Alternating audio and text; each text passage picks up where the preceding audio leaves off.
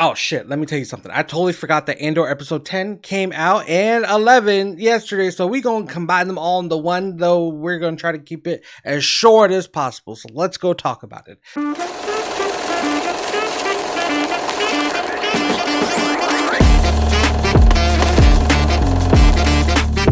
Hello, beautiful human. Welcome to Kick Up Flicks. Let me tell you something about Kino in the middle of this escape. I really love like the passion that he gave with fighting with himself, because you got to understand his position. He's been in prison for I don't know how long, working on this thing, and is in charge of these people for an X amount of time. Let's say 5, 6, 7 years, and he is almost done.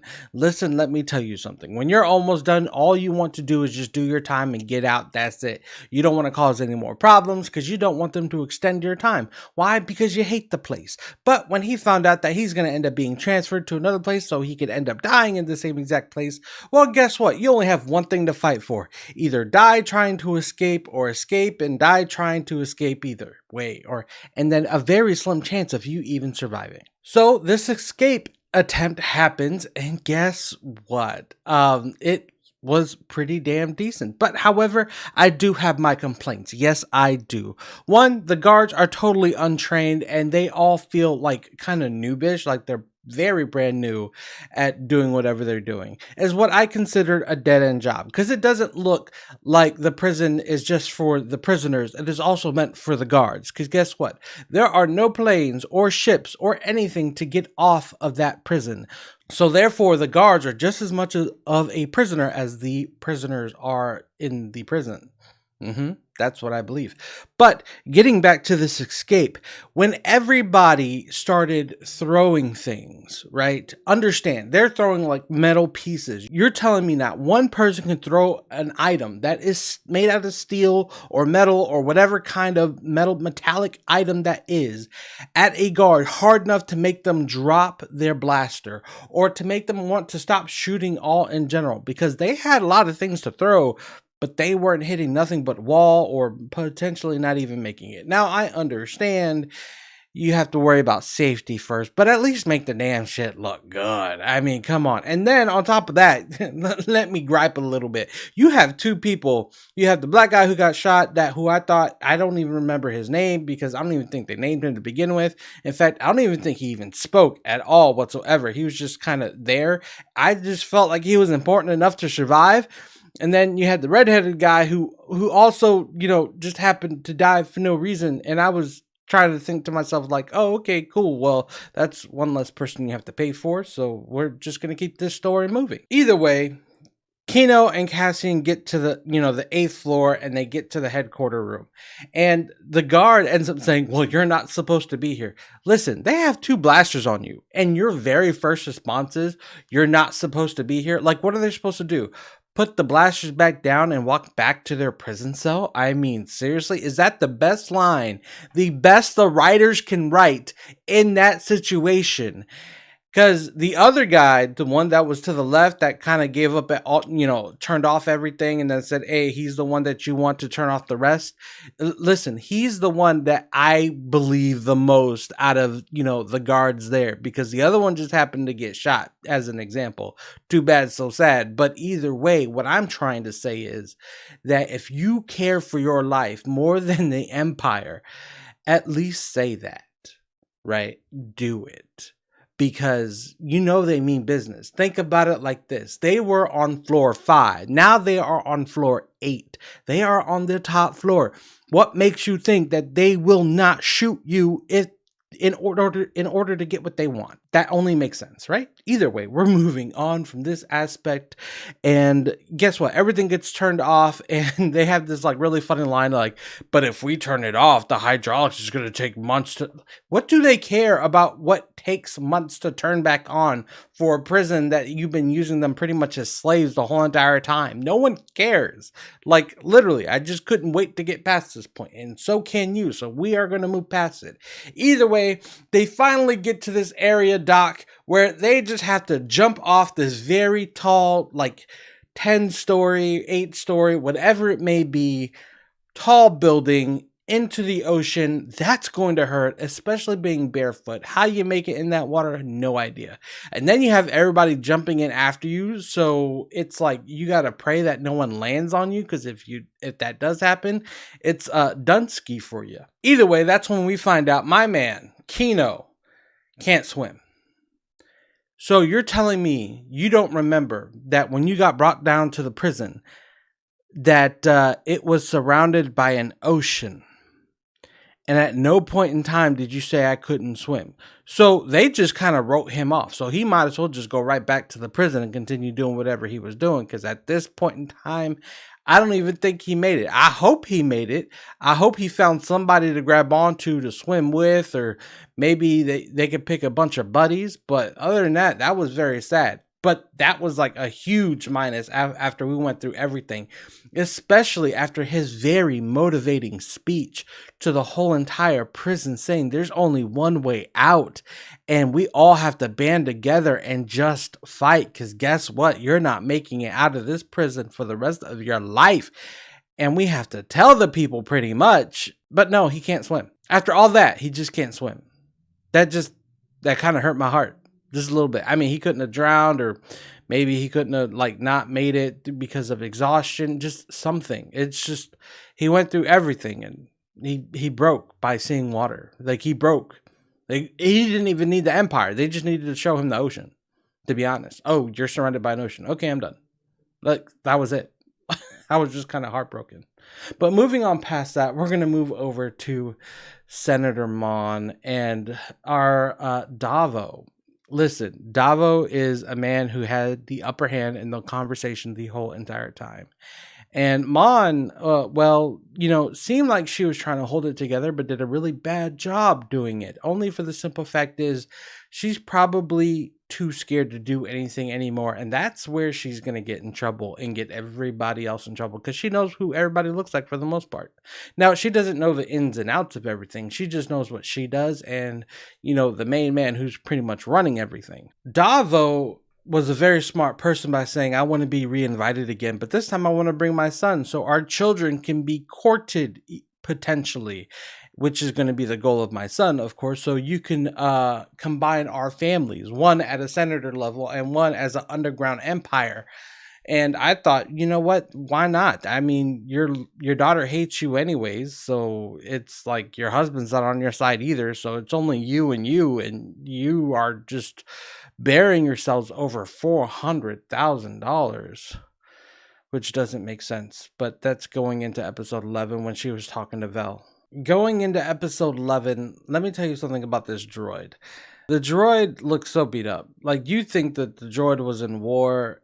For some reason, the droid looked more worn out than anything. And I'm just trying to figure out why. I thought it would have looked all right earlier on in the season, but I guess, things happen over time. And I noticed that Cinta was really keeping an eye on everything, on who's coming in and who's going out. But then I also wonder, does she know the guy that's sitting in her coffee shop, or whatever kind of shop that is pretty much also doing the same exact thing? Is she aware of that? And then on top of that, how is she able to talk to Vel at all, or send any transmission with the Empire literally controlling anything that goes in and out throughout the whole entire planet, and probably that whole entire system? So that was the one thing that necessarily didn't make sense, but we're going to act like it does real quick, because you know what? It's, they have plot armor. Now, going into the conversation with Mon and Vel, listen, I have a little issue with Mon here. And it's for the simple fact is, she said she got everything put into its correct spot. However, she keeps repeating herself multiple times throughout the season of saying, oh, people from the Empire replacing, and now they're going to do an investigation. It's coming very soon. Well, how soon? You're telling me at no one point in time you're able to move $1 into that account to make it balanced or make it look right ever? I mean, are you not receiving any money at all to replenish that? Like, you're not doing anything. And out of all your accounts, just one account that just might not look right. Okay, I get it. But you're telling me you have no friends, no nothing, not even a husband that has his own bank account that could potentially give you $400,000. It's like you guys literally like probably don't even cook and order out all the time, and you buy expensive gifts for your husband anyways, so couldn't that be like a way to like zhuzh it up a little bit, unless it's like a specific account that you're not supposed to be touching? I mean, a lot of it just didn't make sense on why like the Empire froze her accounts but not every other counselor at the same exact time. It's like, okay, I understand that the Empire got attacked, but if you're the only one hurting for money because you can't access your bank accounts because the Empire froze it, wouldn't that go for a lot of other senators as well? It just doesn't make sense on why they would literally specifically single her out for this specific reason, other than she kind of opposes a lot of what the Empire does. But either way, it's just, I don't know, that aspect doesn't necessarily make sense.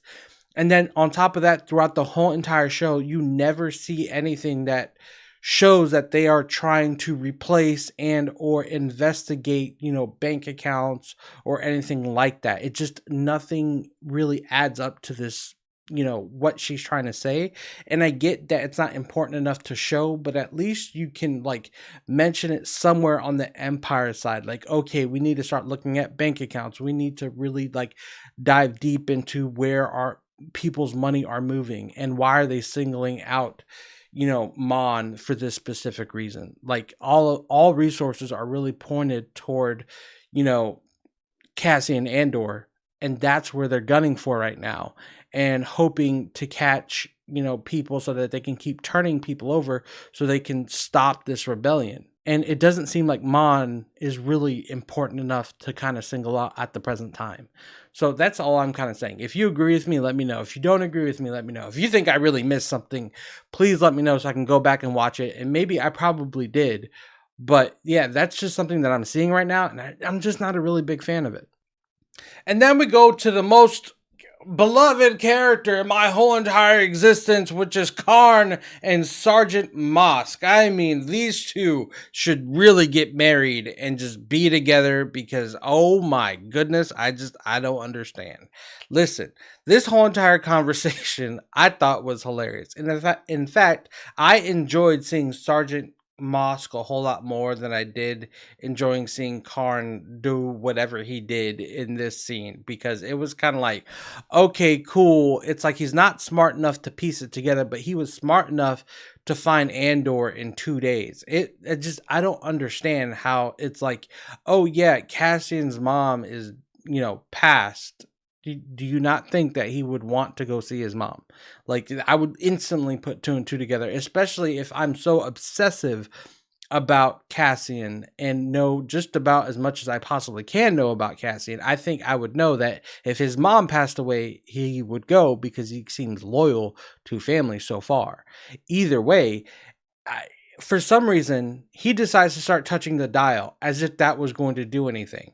And I was like, are you stupid? Like, nothing was wrong. Yeah, it was going in and out, but if you would have left it alone, I guarantee you would have been able to finish the conversation. But you know what? I don't know why they're keeping Karn so much, because he was like literally laying in his bed, where I'm pretty sure he was supposed to be at work, or maybe it was the weekend, maybe it was his day off.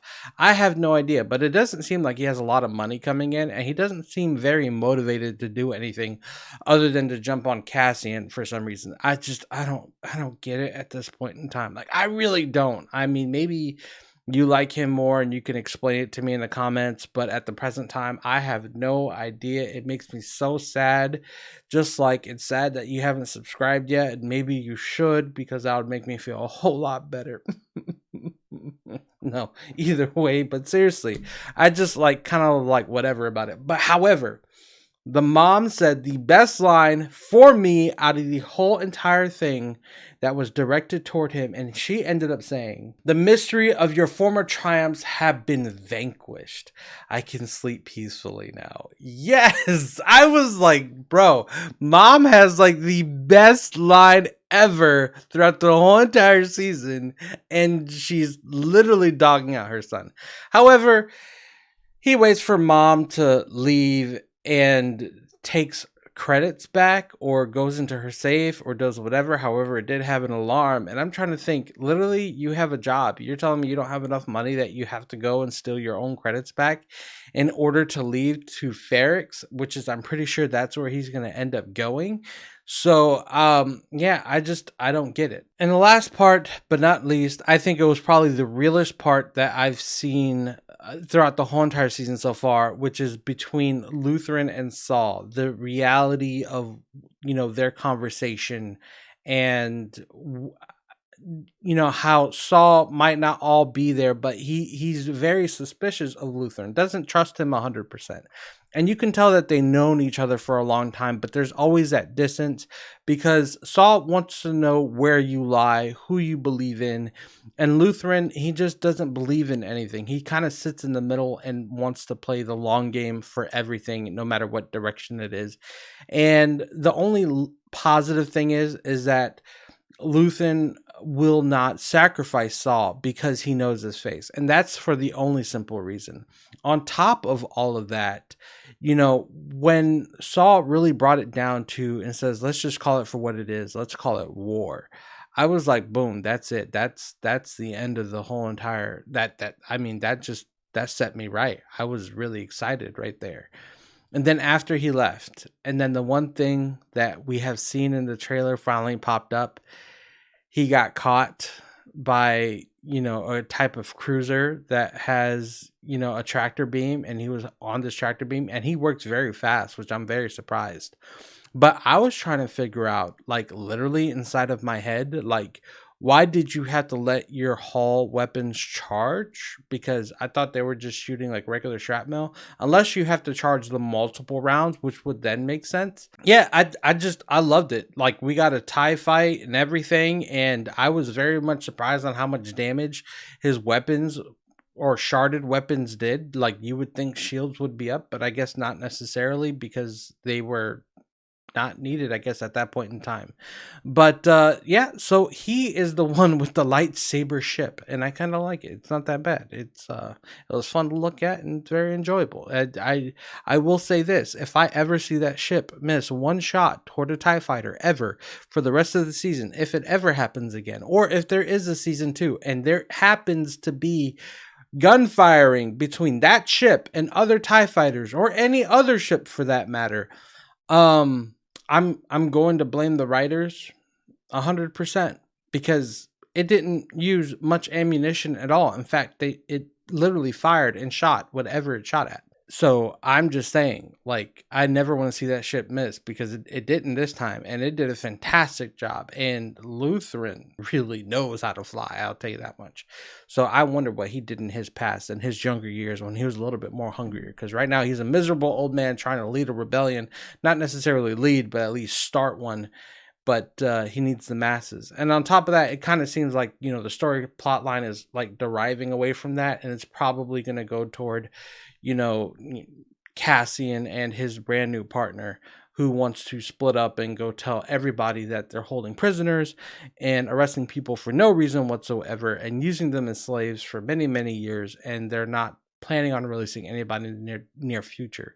So I can't wait to see what happens with that. Either way, what did you think about these 2 episodes? What was your favorite part? Let me know what you think in the comments. Don't forget to subscribe, hit that like button, and click the bell notification so you won't miss anything. And most importantly, don't forget to kick up and not down. I'll see you next time I post. Peace.